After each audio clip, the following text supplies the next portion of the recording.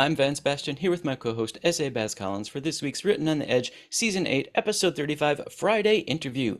We'll be talking with Willie Carver and specifically talking about his book, Gay Poems for Red States.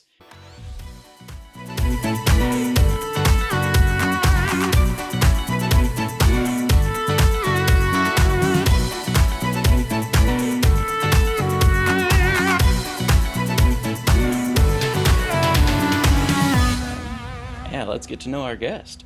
Willie Edward Taylor Carver Jr. has spent his entire life dedicated to student success. He holds degrees in French and English from Morehead State University, where he focused his studies on advocacy for students, particularly first-generation Appalachian and minoritized students. He began his work in Eastern Kentucky, later studying and teaching in France. In 2022, Carver was named Kentucky Teacher of the Year and Ambassador to the Kentucky Department of Education, where he created a platform of inclusion and advocacy for LGBTQ+, by people of color, pause, what does the acronym BIPOC stand for? Black, Indigenous, and people of Black, color. Indigenous, okay. But also Black people of color. They also count. I just forgot I blanked on what the I stood for. Unsidebar. Black, Indigenous, people of color, and Appalachian students. His work has been published in Kentucky Teacher, Education Week, and EdPost. Carver's story has been featured on NBC, PBS, NPR, and other news outlets. Willie, welcome to the show. Thank you so much for having me. I'm happy to be here. I love that you went to Morehead because I always have fantasized that that's actually Agnes Morehead University and that it's the American School of Witchcraft and Wizardry. Listen, it's a beautiful place for it, and she would definitely need to be I just wanted to come back and be the dean and teach makeup in the first semester. Can you imagine if she was actually in Harry Potter? We have the technology to do it, whether that's good or I know. I just would like to put her on a perch in the corner and just watching what's going on. I know. That's all they need. She's just the that's right. That's right. Judging, I would love it. I'm sorry, Vance. Go on. I just had to get that out there. Derail. Where's our train going today? We don't know. We're on Spaghetti Junction. So Agnes is driving. Morehead is this tiny little lovely college in Kentucky, sort of backed up against the mountains in Eastern Kentucky. And I don't know who is controlling their Twitter account these days, but it brings me absolute joy. Like yesterday, right now they're on a Taylor Swift kick. So every other day it was a picture yesterday of how it's 90% woods. And then there's a little campus there. And it was like, are we out of the woods yet? Are we out of the woods? Come to Morehead and find out. That's going to get someone to go to a college. The Taylor Swift reference. That's fantastic. Yeah. So we've talked to a lot of authors who've said that they've written poetry and hidden it away because I don't write poetry. You do. Where was the passion to not only write it, but put it out in the world? Where did that come from? I had great teachers in K through 12, but I just don't remember us really touching poetry. I remember at some point in high school, we were reading it, but it felt like the purpose was to decode something. I never really felt it. And then once I saw a poem in sophomore year. It was This Is How I Want to Die. I don't remember I should remember who wrote it. I've actually written a piece on this, but anyway, I have ADHD. And it was this beautiful description of the Starry Night and by Anne Sexton called This Is How I Want to Die. And my entire universe was just undone reading it. It was so beautiful. And there was this feeling that there was an entire universe under those words and you're sort of trapped inside of it. And because the words are controlling your thinking, you don't really do anything but feel and not be able to articulate it. It was a new type of passion for me. And I wrote a lot after that in college, like everyone else, and kind of hid it away. I had some wonderful poetry professors who really encouraged me and helped me step into light when I was writing. And then after that, I was a teacher, and teachers exist so that students can succeed. So every single piece of writing I did for 15 years was for them. I was asking them to do something, so I would do it, or I would discover, oh, this doesn't exist yet. We need this type of writing that does this thing. So I would write it so that we could have it in class. And this was the first time in a very long time that I was doing something that wasn't directly related to teaching. Wow. So, how did you go from that to publishing, though? It it was a Cinderella story. So have you got an hour? We can talk specifically about the sort of writing process of the book if you want. But it basically, and then the publishing is a separate. So I'll start with the publishing because it's so nice. I had this thing, and I was like, I don't know what to do with this at all. Never tried to publish, and I was at a conference in Florida that I bullied the Department of Education into paying for.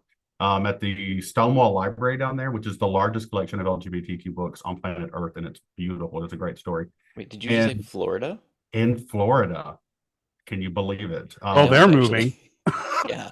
Well, it's a boy came out at like age 17 in Hollywood, Florida, and this was like 1971, and his parents were accepting, and then they were like, now what? So his parents started buying him books, and once he had enough, the only queer word he knew was Stonewall. So he named it Stonewall. There's like now 1 billion books in this collection. They have so much stuff. Definitely worth seeing. It's in Fort Lauderdale.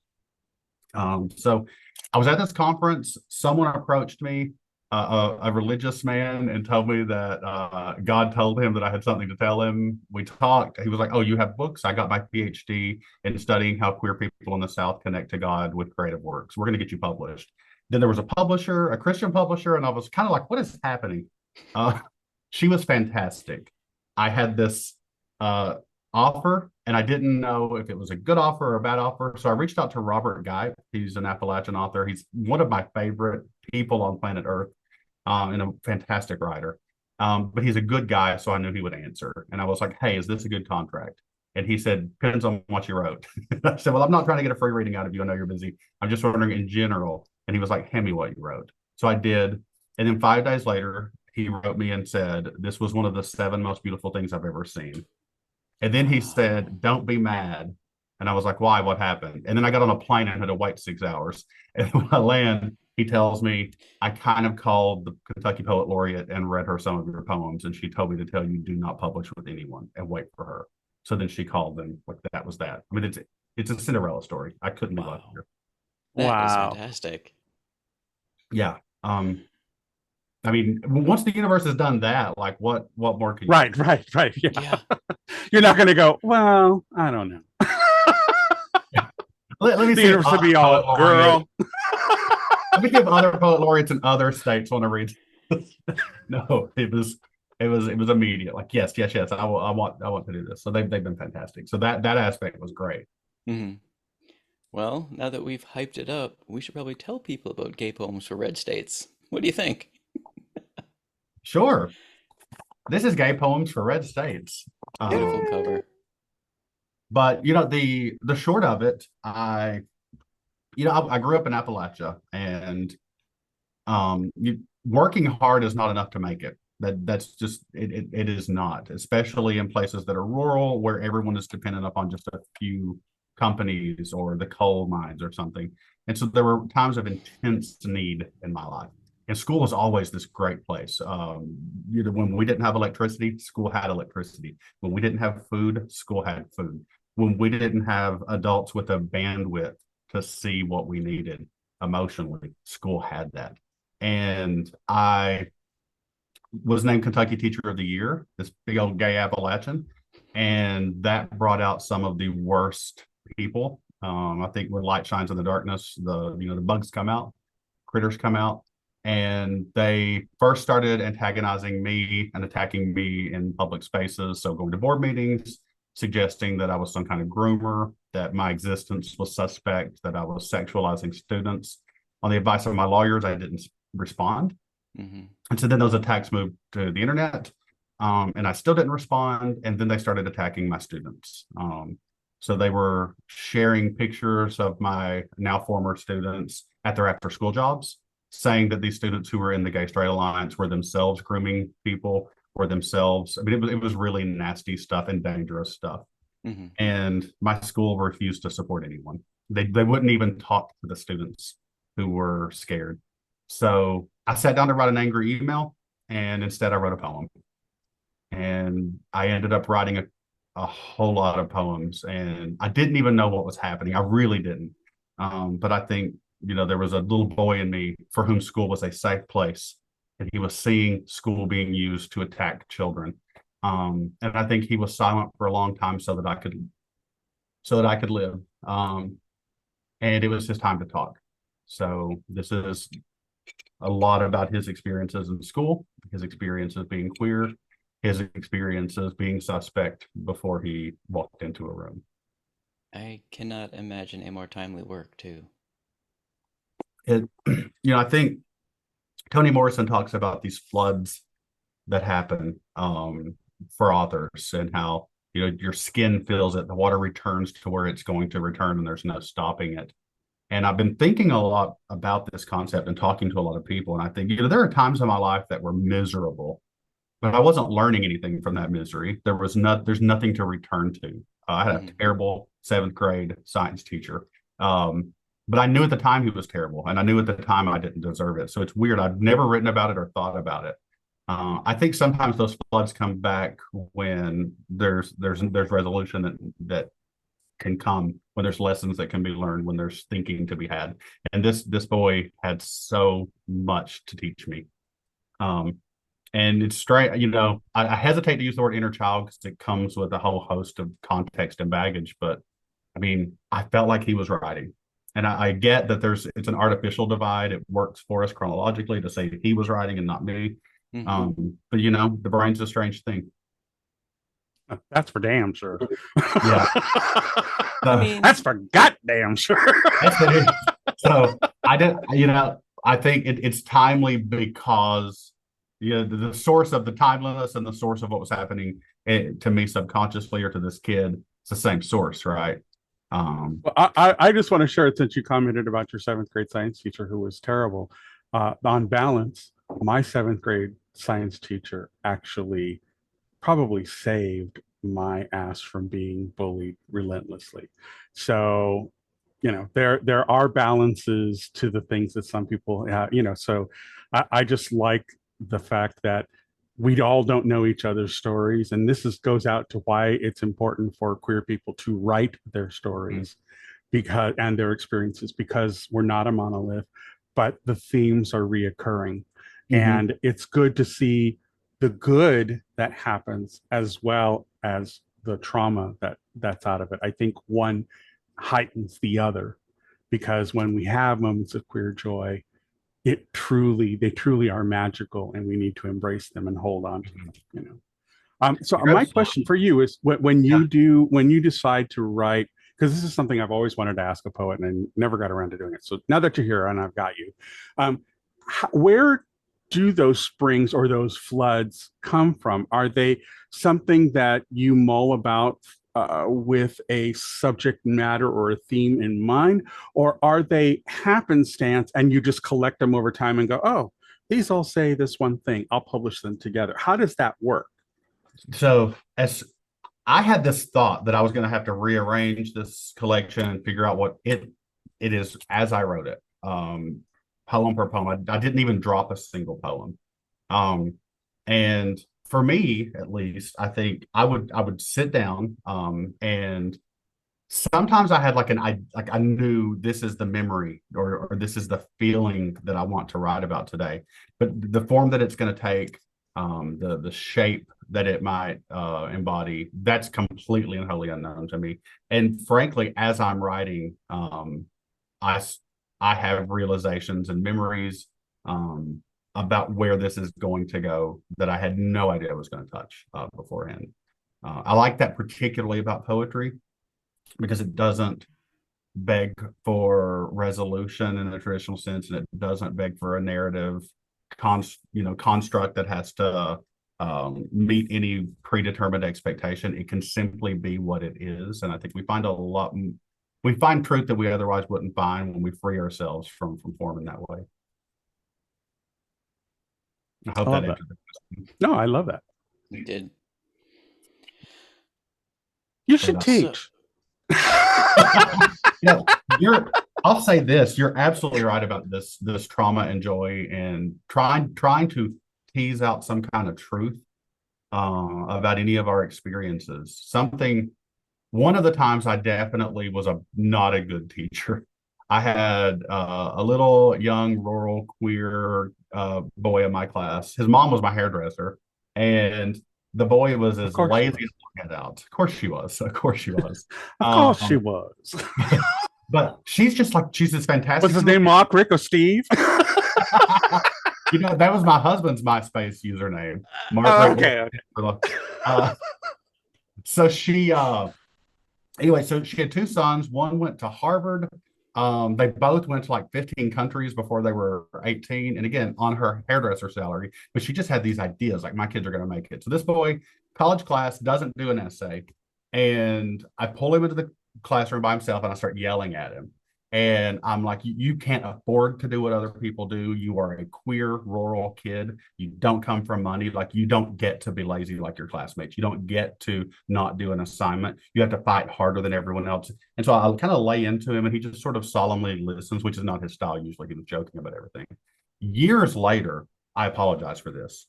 And he said, I my way of fighting back is to refuse to take on the fight you had to take on so that I could be here. He was like, I'm going to get to be as lazy as everyone else. And I'm going to point out the injustice of it all if I don't get to be. I'm not going to take on extra work. But he said, as you were speaking, I realized you weren't speaking to me and you were speaking to yourself. And I'm thinking, how the hell does a 17-year-old get that kind of wisdom? But I think it comes from having to process a lot of trauma and having to seek out joy that most 17-year-olds can't touch. I think it's a weird combination. I think queer youth become mature in many aspects because of what we have to process trauma wise, yet we're emotionally stunted in many respects because we don't get to have the same. Well, it might be different for kids now, but from our generations collectively, we didn't get to have the teenage experiences that a lot of our mates did in school. So we have that emotional stunting that we had to develop after high school in many cases. So I think you can have someone like that who can piece that together and go, oh, they're talking to themselves. I'm just the mirror here. And you can have someone who has that ability to see that, but it doesn't necessarily mean they have the maturity and wisdom that typically goes along with that.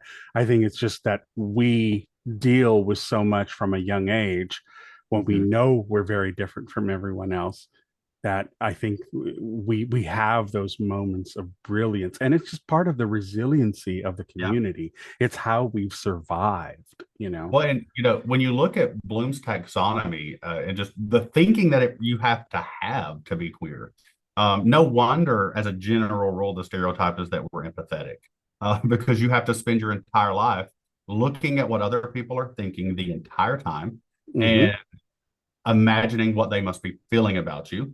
And you have to find a way to love them. You have to find a way to love them, or else you're completely and utterly alone for the first 18 years of your life, right? Of course, that builds empathy. Of course, that builds someone who can look at you and say, I knew you were talking to yourself. And I think in some ways, being a teacher for me was a strange way to actually get to understand what being a teenager was, because I had these expectations for them based upon what I was. And good God, and the generational stuff, like it was not the same. No, okay, Andorra, back off. Earth that Darwood. I love that you keep up. Listen, during COVID, I watched Bewitched every single morning. It was actually writing this. I watched Bewitched every single morning. It was part of my therapy, my way of dealing. Like, oh, look at these wonderful people in clean houses, and Elizabeth Montgomery sure is pretty. I guess I don't care that we're in a pandemic. Like, I that's why I still have as one of my wallpapers that recurs every now and then is the wall in Los Angeles that says Agnes Moorehead is God with two people bowing in front of it. It's the best picture.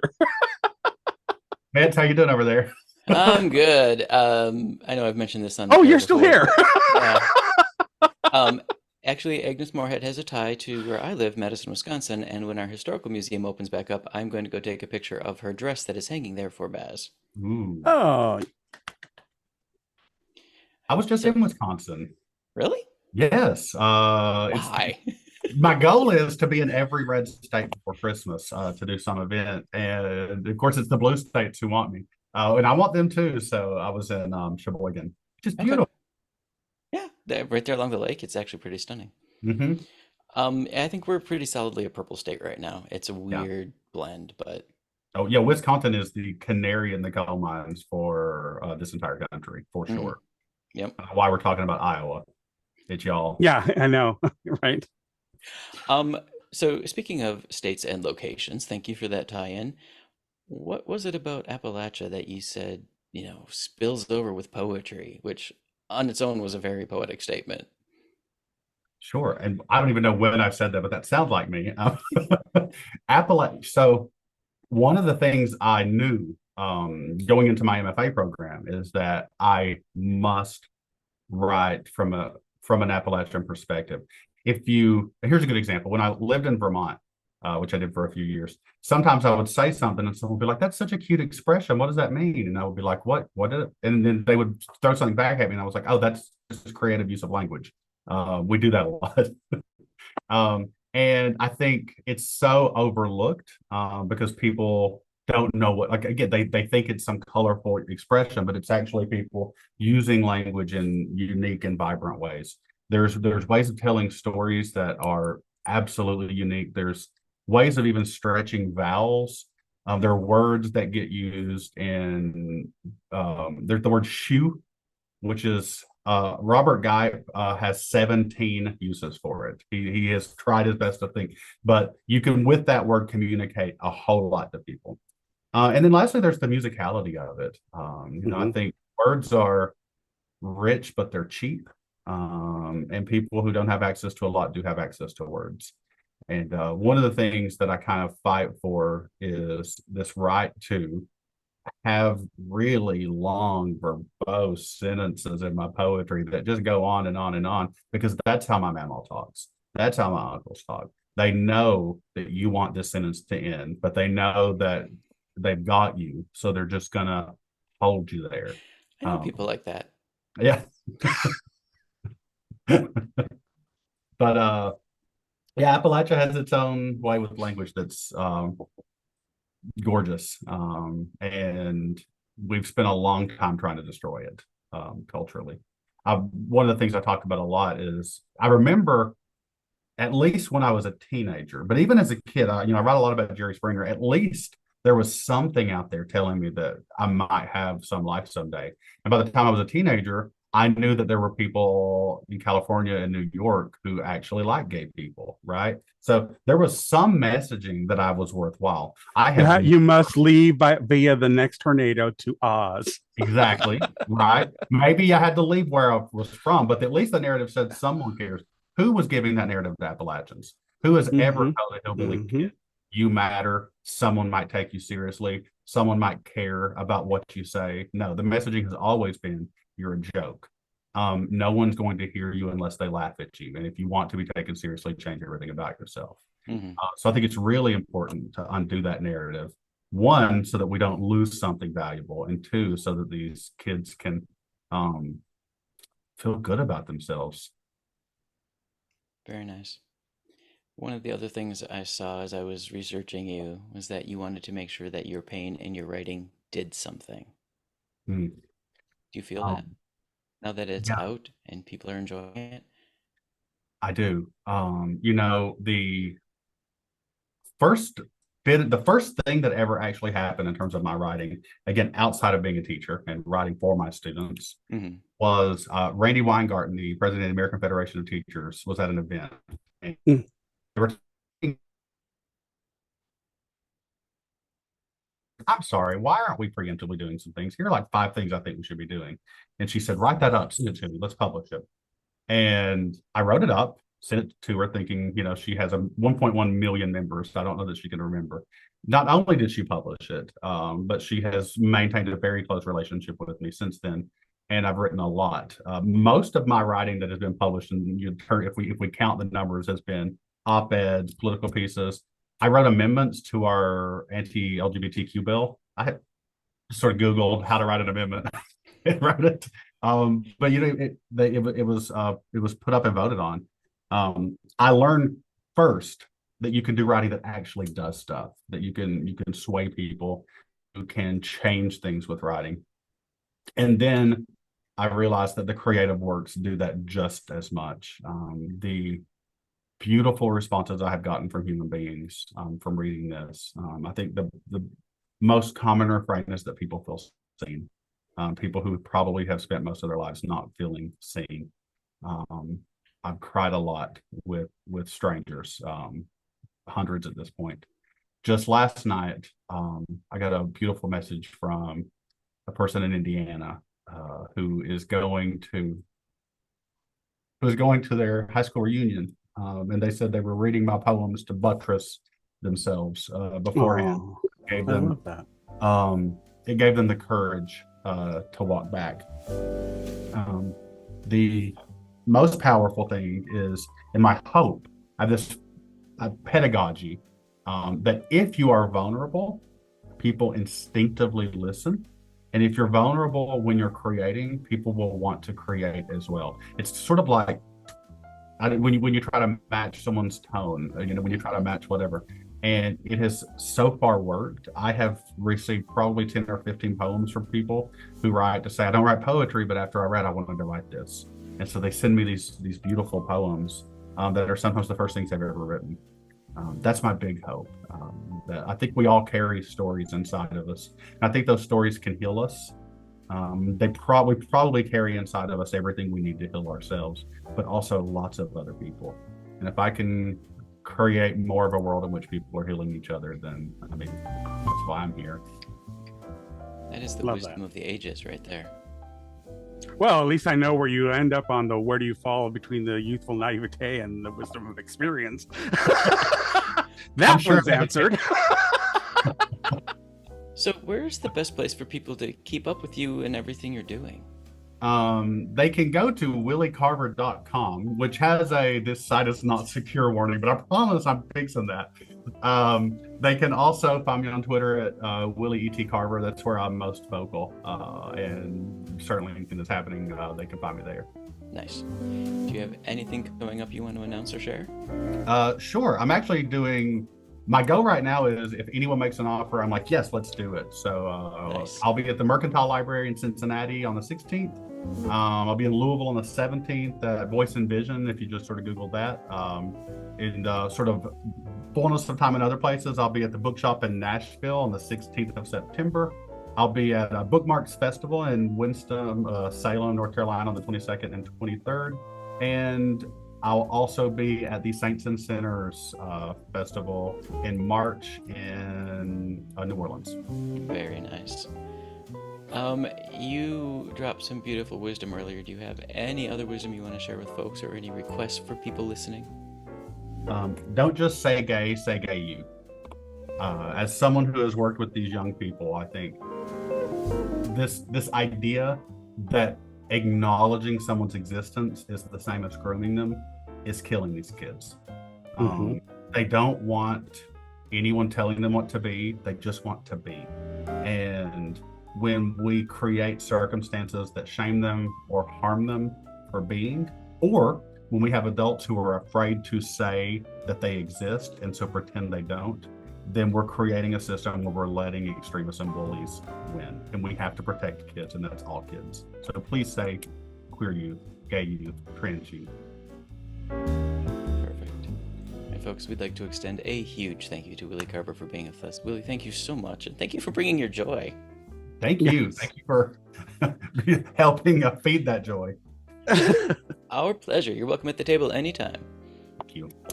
All right, we at Written on the Edge are proud to introduce you to new media by queer content creators. So if you enjoy learning about new artists or hearing our thoughts on entertainment media, please like and subscribe so you get the alerts for new episodes. The show is produced by Rogue Ravens Media. For our disclaimers, links to social media, our listen stations, or to sign up as a guest, visit www.rotepodcast.com.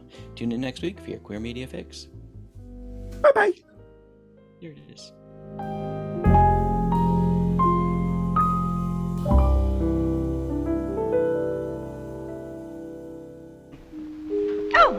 What's that? Closing time. The bums rush in melody, dear.